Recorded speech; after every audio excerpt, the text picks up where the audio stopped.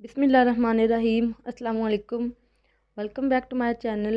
मैं उम्मीद करती हूँ आप सब बहुत खुश और खैरियत से हैं। हमारी आज की वीडियो का जो टॉपिक है वो क्लास 5 की साइंस की बुक का unit number 1 classification of living organisms की एक्सरसाइज है, जो कि इस चैप्टर का लास्ट पार्ट है। लेक्चर स्टार्ट करने से पहले मेरी आप सबसे रिक्वेस्ट है कि आप हमारे चैनल को सब्सक्राइब कर लें, अगर आप लोगों ने हमारे चैनल को सब्सक्राइब नहीं किया तो। Let's start. हमने अपने लास्ट लेक्चर के अंदर biodiversity, extinct species, endangered species और कंजर्वेशन ऑफ बायोडाइवर्सिटी के बारे में पढ़ा था, और आज हम एक्सरसाइज के बारे में पढ़ेंगे। पेज नंबर 17 है। Which one of the following is the foot of N aquatic bird? Tick the correct options. इनमें से कौन सा फूट है जो एक्वेटिक बर्ड का है? एक्वेटिक बर्ड के बारे में हमने पढ़ा था। एक्वेटिक बर्ड वो होता है जिसका फूट जो होता है वेब्ड होता है। तो इनमें से कौन सा फूट ऐसा है जो वेब्ड है? वो ए है, तो A option is correct. Number 2 is the cat belongs to which group? Cat किस ग्रुप से बिलोंग करती है? Amphibians, reptiles, birds, mammals. किससे बिलोंग करती है? मैमल्स से। मैमल्स की कैरेक्टरिस्टिक्स में हमने पढ़ा था कि मैमल्स वो ऑर्गेनिजम्स होते हैं जिनके ऊपर लंबे बाल प्रेजेंट होते हैं, फर प्रेजेंट होते हैं, और वो मिल्क प्रोड्यूस करते हैं। तो कैट किस ग्रुप से बिलोंग करती है? मैमल से। कैट के लंबे फर होते हैं, लंबे बाल होते हैं, और उनके वो क्या प्रोड्यूस करते हैं? मिल्क। तो option D is correct. A fish respires through which organ?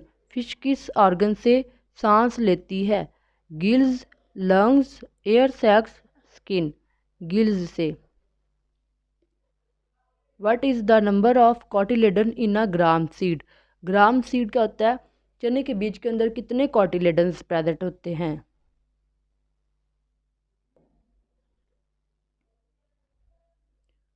One, two, three, four. Two. जब भी हम चने को देखेंगे उसकी आउटर कवरिंग को रिमूव करेंगे तो हम देखेंगे कि अंदर से जो उसके कॉटिलेडन्स होते हैं वो टू होते हैं। तो option B is correct. Which one group is found only in the ocean? Ocean में, समंदरों में कौन सा एक ग्रुप है जो पाया जाता है? फिशेस का, इंसेक्ट्स का, इकाइनोडर्म्स का, या फिर एम्फीबियंस का? इकाइनोडर्म्स का, क्योंकि ये स्टार फिशेस होती हैं, ये समंदरों में पाई जाती हैं। ये लेक्स में, पॉन्ड्स में, जोड़ों में, ये उन जगहों पर आम प्रेजेंट नहीं होती, ये समंदरों में ही पाई जाती हैं। Question number 2 is right short answers. Define biodiversity. हमने लास्ट टॉपिक में पढ़ा था कि बायोडाइवर्सिटी क्या होती है, इसकी डेफिनेशन क्या है। हम इसका आंसर देखते हैं जी। The number of kinds of living things present at a particular place is called biodiversity. जानदार चीज़ों की मौजूदगी एक ख़ास जगह पर क्या कहलाती है? बायोडाइवर्सिटी। हमने इसके लिए एक प्रैक्टिकली एग्जाम्पल भी पढ़ी थी, जिसके अंदर हमने कहा था कि आप लोगों ने कुछ चीज़ों की, बर्ड्स की, प्लांट्स की, इंसेक्ट्स की, एनिमल्स की, ह्यूमंस की पिक्चर्स लेकर एक जगह पे आप लोगों ने स्क्रैप बुक पे आप लोगों ने पेस्ट कर लेनी है। तो ये क्या है? एक बायोडाइवर्सिटी है। ये क्या है? इसे हम क्या कहते हैं? बायोडाइवर्सिटी कहते हैं। क्वेश्चन नंबर 2 है state the importance of classification. Classification की अहमियत बताएं। इसके लिए आपके लिए मैंने क्वेश्चन का आंसर लिख कर रखा है, मैं आपको बताती हूँ। याद इट इज़ आप लोगों ने इसी तरह से लर्न करना है और इसे अपने नोटबुक्स पे लिख लेना है।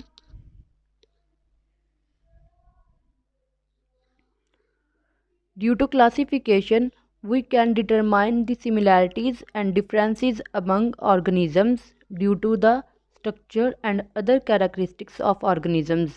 We can also know the relationship among organisms.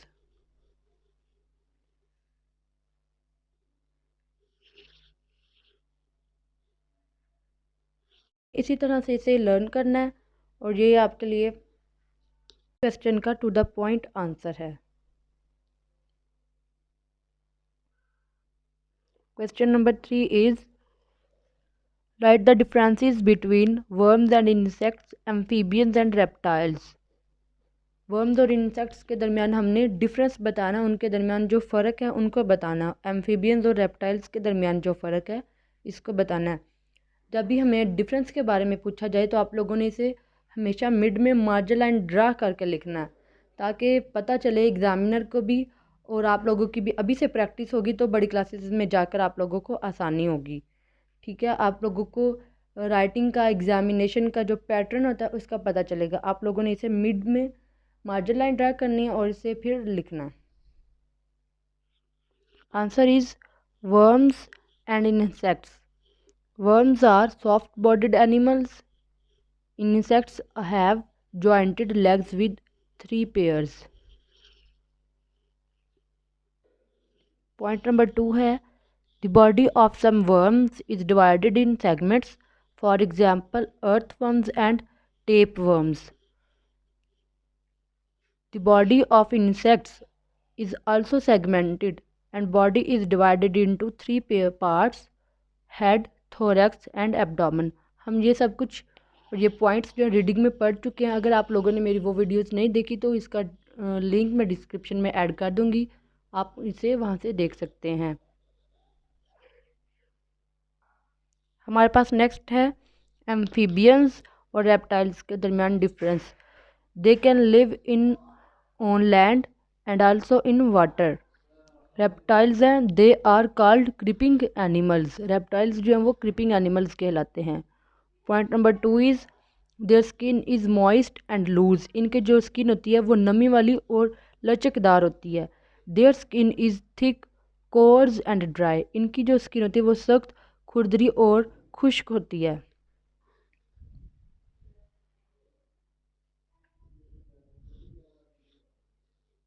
Point number 3 is their reproduction takes place in water through eggs. इनकी जो रिप्रोडक्शन होती है वो पानी के अंदर होती है, अंडों के ज़रिए। Their reproduction takes place on land. और इनकी जो रिप्रोडक्शन है वो ज़मीन पर होती है थ्रू एग्स, एग्स के ज़रिए ही। फॉर एग्जांपल है फ्रॉग, टोड, सेलेमेंडर। और इनकी एग्जांपल है लिजर्ड, क्रोकोडाइल एंड स्नेक। अगर आप लोगों ने रीडिंग वाली वीडियोस नहीं देखी तो इनका लिंक मैं डिस्क्रिप्शन में ऐड कर दूंगी, तो आप लोग वहाँ से जाके देख सकते हैं अगर आपको किसी किस्म की कोई कन्फ्यूजन है तो।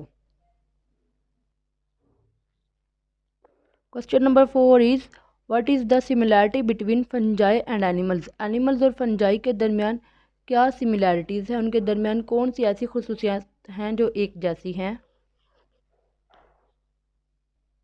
Answer is both fungi and animals are made of many sales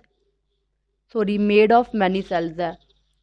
fungi और एनिमल्स दोनों जो हैं वो बहुत सारे सेल्स से मिलकर बनते हैं। So they are called multi cellular organisms, इसलिए हम इन्हें मल्टी सेलुलर ऑर्गेनिजम्स कहते हैं।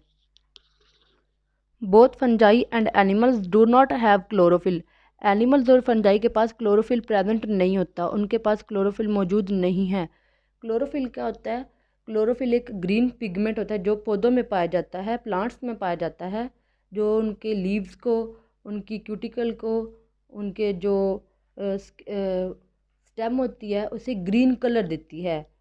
ठीक है, so they can not make their own food. और ये अपनी फूड जो है खुद प्रिपेयर नहीं कर सकते। They are heterotrophs, they are not autotrophs. Heterotrophs और ऑटोट्रॉफ्स का मतलब क्या है? ऑटोट्रॉफ्स होते हैं जो अपनी खुराक खुद प्रिपेयर कर लेते हैं बाय देयर ओन सेल्फ, और जो हिट्रोट्रॉफ्स होते हैं वो अपनी खुराक जो होती है, अपनी फूड जो होती है वो खुद प्रिपेयर नहीं कर सकते। वो डिपेंड करते हैं अपने किसी होस्ट पर जिससे वो फूड लेते हैं।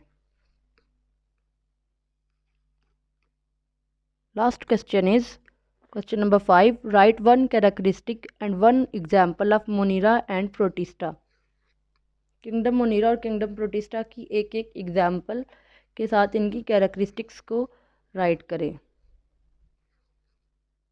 Answer is these organisms are made of one cell and have very simple structure. Kingdom Monera जो है इनका बहुत से ज़्यादा सिंपल स्ट्रक्चर होता है और ये एक सेल से मिलकर बनते हैं। इन्हें हम क्या कहते हैं? Unicellular organisms. ऐसे जानदार जो एक सेल से मिलकर बनते हैं उन्हें क्या कहते हैं? Unicellular organisms. उनकी एग्जाम्पल में है बैक्टीरिया। बैक्टीरिया जो है ये एक सेल से मिलकर बनते हैं, उनका जो स्ट्रक्चर होता है वो काफ़ी ज़्यादा सिंपल होता है। Protista, kingdom protista, most of them live in water. इनके जो ज़्यादातर मेंबर्स हैं वो पानी में रहते हैं। And they are made of one cell, और ये भी एक सेल से मिलकर बनते हैं। ये भी क्या यूनिसेलुलर ऑर्गेनिजम्स हैं। E G. For example amoeba, paramecium and algae. Algae, amoeba और पैरामीशियम इसकी क्या एग्जांपल। Is it clear? इसी के साथ हमारा जो चैप्टर नंबर 1 है वो कंप्लीट हो चुका है। आपका कोई क्वेश्चन है टॉपिक रिलेटेड और एक्सरसाइज रिलेटेड या इस चैप्टर के रिलेटेड कोई भी क्वेश्चन है तो आप मुझे कमेंट करें और साथ ही मुझे इसके बारे में बताएं कि आपको ये चैप्टर कैसा लगा। और अगर आपको किसी पॉइंट के बारे में कोई कन्फ्यूजन है, कोई डिफ़िकल्टी है, तो वो भी आप मुझसे कमेंट सेक्शन में पूछ सकते हैं। नेक्स्ट हम अपना सेकंड चैप्टर स्टार्ट करेंगे। तब तक के लिए मुझे दें इजाज़त। अपना बहुत सारा ख्याल रखिएगा और दुआ में याद रखिएगा। फ़ी अमान अल्लाह। Thanks for watching.